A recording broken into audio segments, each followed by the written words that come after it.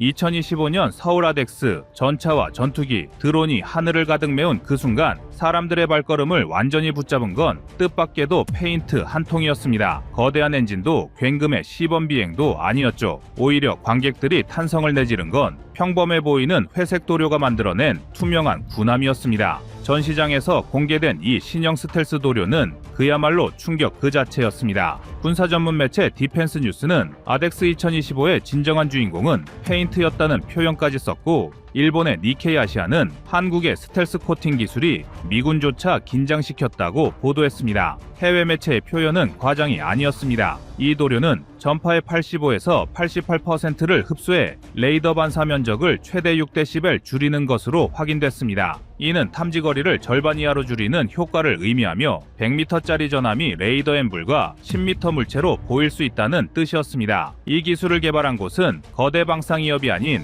불과 수십 명 규모의 중소기업이었습니다. 그러나 이들의 기술력은 세계 5대 스텔스 강국이라 불리는 미국, 러시아, 중국, 프랑스, 영국을 단숨에 긴장시켰습니다. 기존 스텔스 도료는 비싸고 유지 보수가 어려웠습니다. F-35의 경우 외피 유지 비용만 한 대당 연간 약 10억 원에 달하고 스텔스 코팅 수리만으로도 운용 중단 일수가 30%를 넘는다는 미 회계감사국의 보고서도 있었습니다. 반면 한국의 신형 도료는 내구성이 기존의 2배, 수명은 5년 이상으로 늘어나 유지비를 대폭 낮출 수 있었습니다. 게다가 이 도료는 열 추적 회피 기능까지 탑재되어 있습니다. 표면 온도를 기존 도료보다 40% 낮추는 데 성공해 적외선 센서 탐지를 동시에 회피할 수 있는 복합 은폐 성능을 확보했습니다. 레이더뿐 아니라 적외선 유도탄까지 피해갈 수 있는 진짜 스텔스로 진화한 겁니다. 그리고 이 모든 기술은 한국이 독자 개발한 것입니다.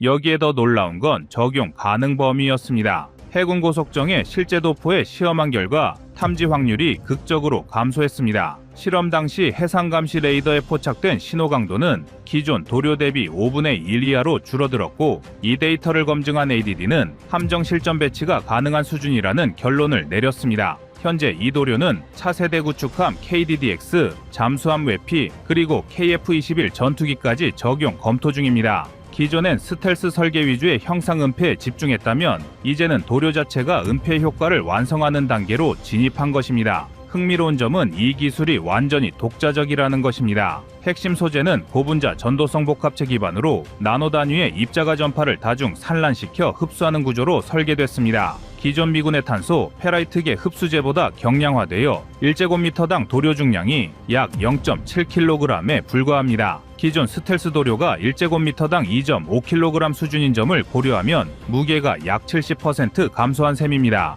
이 차이는 항공기나 함정의 연료 효율에도 직접적인 영향을 미칩니다. 게다가 한국 도료의 국산화율은 98%에 달합니다. 원료의 대부분이 국내 생산 가능하고 공급망이 안정적이기 때문에 대량 양산도 가능합니다. 해외 스텔스 코팅제는 미국 방부의 수출 통제 조항 아래 묶여 있어 수입 자체가 어렵지만 한국은 이 장벽을 완전히 우회할 수 있게 됐습니다. 한마디로 이제는 전 세계 스텔스 도료의 시장을 한국이 장악하는 일만 남았다는 것입니다. 이번 전시를 지켜본 해외 전문가들은 입을 모아 한국은 스텔스 기술의 새로운 축을 열었다고 평가했습니다. 단순한 소재 하나를 넘어 이제는 스텔스 유지비, 수명, 성능의 3박자를 동시에 해결한 첫 사례가 된 겁니다. 이제 한국군은 더 이상 비싼 스텔스기 유지에 매달릴 필요가 없습니다. 자신들이 만든 도료를 자신들의 함정과 전투기에 직접 적용할 수 있게 됐기 때문입니다. 이제 스텔스 기술의 무게중심이 완전히 바뀌었습니다. 과거엔 미국만이 보이지 않는 무기를 가질 수 있었다면 이제는 한국이 그 투명한 방패를 손에 넣은 겁니다. 아덱스 현장에서 보여준 건 단순한 기술의 과시가 아니라 보이지 않게 만드는 힘을 스스로 한국이 손에 넣은 자주국방의 상징이었습니다. 해외 주요 매체들은 이번 기술에 대해 매우 구체적인 분석을 내놓았습니다. 영국의 제인즈 디펜스 위클리는 한국이 개발한 스텔스 코팅은 현재 미 해군이 사용하는 BAE 시스템즈의 램 같은 레이더 흡수 물질보다 흡수율에서 10% 이상 우수한 것으로 보인다고 평가했습니다. 특히 실험에서 8에서 12GHz, 즉 X밴드 구간의 전파 흡수율이 88%를 기록했다는 점은 군사적으로 엄청난 의미를 갖습니다. X밴드는 대부분의 전투기 레이더와 미사일 유도 시스템이 사용하는 주파수 대역으로 이 구간에서 흡수율이 높다는 건 곧 적의 눈을 가린다는 뜻이기 때문입니다. 더 쉽게 말해 눈에는 보여도 레이더에 탐지가 안 된다면 미사일 같은 유도 체계는 사용을 못한다는 의미이기도 한데요. 반면 미국과 유럽의 기존 도료는 평균 70에서 78% 수준에 머무릅니다. 흡수율 차이 10%는 탐지거리에서 약 30에서 40%의 차이를 만들어냅니다. 전투기 한 대가 적의 레이더에 200km 거리에서 포착되던 것이 이제 120km까지 접근해야 보인다는 의미입니다. 전장에서 이 거리 차이는 곧 생존과 사살의 경계입니다. 이 기술의 핵심은 전파를 흡수를 넘어 레이더 전파에 산란제어에 있습니다. 기존 스텔스 도료는 전파를 흡수하더라도 일부가 반사되어 특정 각도에서 노출되는 반사점에 문제가 있었습니다. 하지만 이번 한국 도료는 나노 입자 배열을 비선형 구조로 바꿔 전파를 여러 방향으로 분산시킵니다. 쉽게 말해 적 레이더가 전파를 쏴도 돌아오는 방향이 일정하지 않아 신호가 흐트러지면서 잡음으로만 인식되는 겁니다. 이 원리는 미 공군의 F-22 랩터에도 적용된 복합다층 코팅 기술과 유사하지만 한국 도료는 재료 구성이 전도성 고분자이기 때문에 훨씬 가볍고 열 팽창률이 낮습니다. 즉 장시간 운용에도 균열이 생기지 않아 유지비가 거의 들지 않습니다. 실제 현장에서 이 기술의 위력을 검증한 실험 결과도 나왔습니다. 충격적이게도 탐지 확률이 절반 이하로 낮아진 것인데요. 게다가 내식성과 염분 저항성이 뛰어나 해상 장기 운용에 적합하다는 평가를 받았습니다. 기존 미국산 램 도료는 2에서 3년마다 코팅을 교체해야 하지만 한국 도료는 5년 이상 사용이 가능하며 복원력까지 갖춰 부분 수리만으로도 성능을 유지할 수 있습니다. 유지비 절감률은 약 60%, 도포 공정 시간은 기존 대비 30% 단축됐습니다. 여기에 한국이 선택한 소재도 완전히 다릅니다. 기존 미군은 니켈, 철계 흡수제를 주로 사용하지만 한국 도료는 그래핀 복합체를 기반으로 전자파 흡수율을 높였습니다. 그래핀은 전도성이 뛰어나 전파를 효율적으로 흡수하고 내열성이 높아 항공기 표면의 고온 환경에서도 안정적으로 작동합니다. KF-21과 같은 초음속 전투기에서 마찰로 인한 표면 온도는 200도씨에 육박하지만 이번 도료는 250도씨까지 견딜 수 있도록 설계됐습니다. 즉 단순히 함정용이 아니라 항공기, 무인기, 지상 장비까지 모두 적용할 수 있는 범용 스텔스 소재라는 의미입니다. 플라이트 글로벌은 이 기술이 상용화되면 스텔스 유지비 문제로 몸살을 앓던 F-35보다 KF-21이 훨씬 효율적인 전투기로 자리 잡을 것이라고 전망했습니다. KF-21의 기체 표면 중 약 30%가 스텔스 도료로 덮일 예정인데 기존 외산 재료 대신 이번 국산 도료를 사용하면 대당 유지비가 연간 약 2억 원 줄어듭니다. 수명주기 30년을 기준으로 하면 60억 원 이상 절감되는 셈입니다. 또한 이번 기술은 국산화율 98%를 달성했는데 전 세계에서 스텔스 원료의 90% 이상을 자국에서 조달할 수 있는 나라는 미국, 중국, 그리고 이제 한국뿐입니다. 도료 생산 원료는 국내 3개 기업이 협업 체계를 구축해 안정적인 공급망을 확보했고 해군과 공군 정비소에서 자체 보수도 가능합니다. 과거엔 외산 스텔스 도료를 수입해도 보수 공정을 외국 기술진이 직접 와서 해야 했지만 이제는 그 과정 자체가 사라집니다. 기술 주권이 완전히 확보된 겁니다.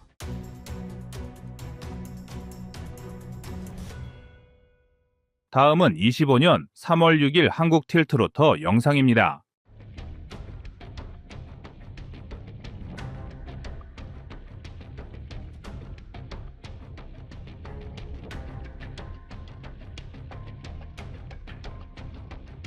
미 육군의 차세대 기동 헬기로 벨러가 선정된 지 2년이 지났습니다. 그러나 벨러가 틸트로터 방식 헬기였기에 당시에도 논란이 많았는데요. 최근엔 우리 군이 헬기 전력의 중추 블랙호크를 대체하기 위한 신형 헬기 도입 프로젝트에서 V280 벨러를 언급되면서 다시 한번 틸트로터 방식이 세간의 이목을 끌고 있습니다. 물론 국산화에 대한 소요도 높습니다. 대한민국은 수리온을 비롯해 여러 분야의 파생형 헬기 사업을 진행 중인데요. 어차피 지금 당장 사업자를 선정한다고 하더라도 실제 전력 배치까지 최소 5년에서 10년이 걸리는 대규모 사업인 만큼 KF-21의 경우처럼 기동 헬기도 국산화해야 한다는 것이 이들의 주장입니다. 그러나 그 대상이 블랙호크라면 이야기가 조금 다릅니다. 블랙호크가 워낙 완성도가 높은 기종이어서 이를 완벽히 대체하기엔 힘에 부친 데다가 연합훈련 시 작전 수행 능력을 고려하면 최소한 블랙호크보다는 강력한 성능의 기동 헬기가 필요합니다. 때문에 정부와 군은 순수 국내 기술로 제작된 신형 헬기 체계 개발에 나설지 아니면 국내외 업체의 기종을 획득 구매 형태로 도입할지 깊은 고민에 빠진 상태입니다. 그런 시점에서 미군이 도입 결정한 V80 벨러가 언급되는 것은 어찌 보면 너무나 당연한데요. 그래서 준비했습니다. 오늘은 과연 대한민국이 차세대 기동 헬기 V80 벨러를 도입해도 괜찮은지 자세히 알아보겠습니다.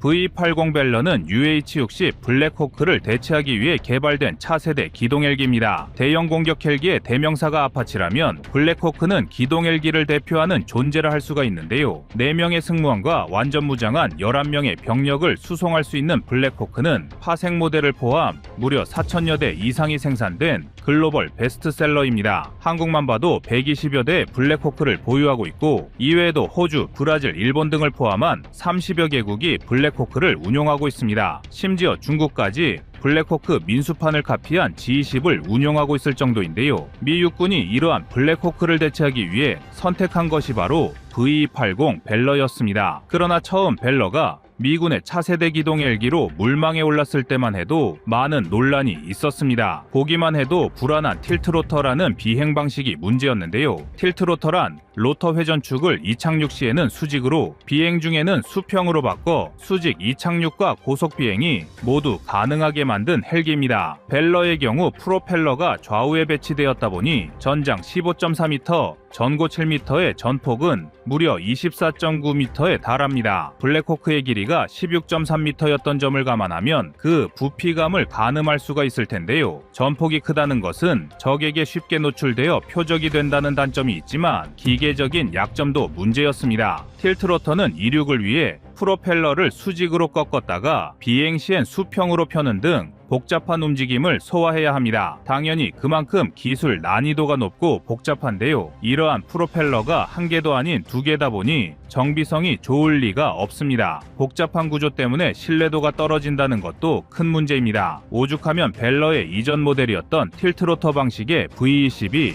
오스프리는 크고 작은 고장에 시달리며 추락사고도 여러 번 내 수십 명의 사망자를 발생시키기도 했습니다. 그러나 결국 미 육군은 악명 높았던 틸트로터 방식을 다시금 선택했는데요. 그 이유는 명확했습니다. 바로 벨러의 최고 속도와 순항거리가 기존의 한계를 뛰어넘었기 때문입니다. 블랙호크의 최대 속력은 시속 294km였지만 벨러의 최대 속력은 무려 시속 565km로 블랙호크를 크게 뛰어넘고 최대 순항거리 2221km, 전투범위 590km 수준의 블랙호크에 비해 벨러의 전투범위는 940에서 1480km, 항속거리는 무려 3900km에 달합니다. 그러나 이마저도 현재 양산이 진행 중인 가장 우수한 UH-60M 모델을 기준으로 한 것이며 스티브 윙을 추가해 400갤런 이상의 외부 연료 탱크를 운용한 경우를 가정한 것인데요. 따라서 실제 운용에서 벨러와 블랙호크의 격차는 더욱 클 것으로 예상됩니다. 물론 좁은 한반도에서 블랙호크의 전력이면 충분하다고 주장하는 전문가도 있습니다. 남과 북의 전력차가 분명한 현재 북한이 헬기를 이용해 대한민국의 영토와 군사시설을 타격한다는 것은 사실 불가능하다고 할 수가 있습니다. 그러나 페이퍼 스펙과 현장에서 느끼는 전력엔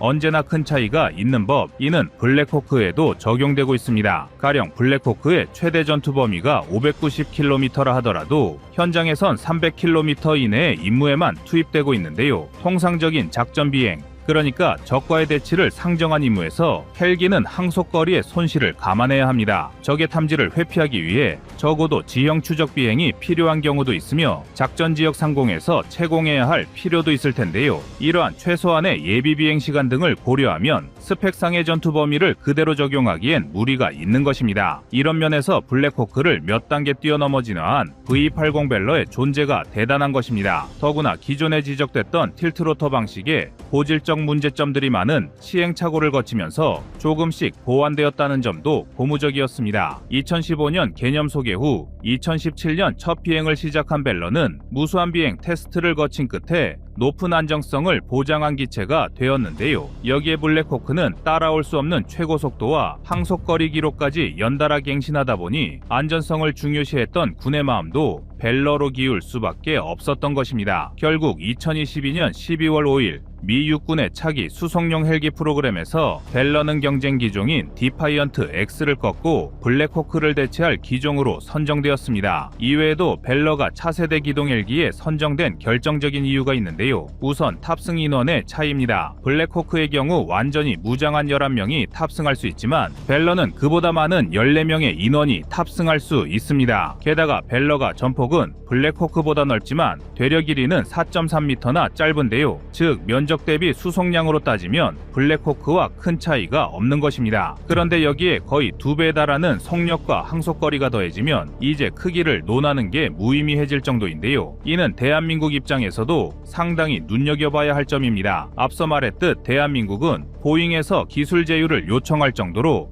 높은 수준의 동축반전식 헬기 기술을 연구 중입니다. 또한 이미 노후화된 블랙호크를 대신할 기동 헬기가 필요한 상황인데요. 여기서 우리 군의 고민이 시작됩니다. 벨러는 올해 프로토타입 제작을 시작으로 2030년부터 납품을 시작, 미군에 배치되는 것으로 알려졌는데요. 만약 미군의 주력 기동 헬기 사양을 우리 군이 쫓아가지 못한다면 연합훈련 시작전 수행에 큰 문제가 될 것입니다. V80 벨러의 속도와 작전 가능 거리를 우리 군이 따라잡지 못한다면 연합훈련의 의미조차 퇴색할 텐데요. 이에 우리 군은 틸트로터 방식을 비롯한 새로운 형태의 헬기까지 모든 가능성을 열어두고 차세대 헬기 도입을 모색하고 있습니다. 만약 여기서 블랙호크를 대체하는 고성능 헬기를 국내 개발하기로 한다면 기존 수리용과 소형 무장 헬기를 뛰어넘어 K방산 수출의 영역을 더욱 확장할 수 있다는 기대도 나오는데요. 여기서 카이는 상상도 못했던 초대형 프로젝트를 공개했습니다. 개발 기간만 15년, 개발에 투자되는 비용은 무려 8조 원이 넘는 어마어마한 규모인데요. 바로 차세대 중형기동 헬기 프로젝트 일명 XUH입니다. 카이가 2003년 KF-21의 선행 연구를 시작했는데 블록 1단계에서의 개발비만 약 8조 8천억 원을 사용한 것을 감안하면 XUH 프로젝트는 기업은 물론 우리 군의 자존심을 건 최소 KF-21의 버금가는 초대형 프로젝트라 할 수 있습니다. 대한민국은 장차 UH-60 블랙호크를 대체할 기종으로 8명에서 12명의 전투병력 수송이 가능하고 미국의 V80의 버금가는 비행 성능의 기동 헬기를 원하고 있습니다. 전술한 대로 대한민국이 미군과 연합작전을 수행하는 경우가 많다는 것까지 감안하면 최소 시속 500km대의 순항 속력을 갖추고 동시에 1000km 범위의 전투 행동 반경 3000km 수준의 페리 항속거리는 갖춰야 한다는 얘기입니다. 그러나 시작도 하기 전에 겁부터 먹을 필요는 없습니다. 수리온을 거쳐 소형 기동 헬기까지 대한민국의 헬기 개발 능력은 이미 세계적인 수준인데다 KF-21 보라매와 같은 초대형 프로젝트를 진행시킨 경험도 갖고 있습니다. 구체적인 개발 의지와 로드맵이 있다면 결코 불가능한 일은 아닙니다. 다만 새로 도입될 방식이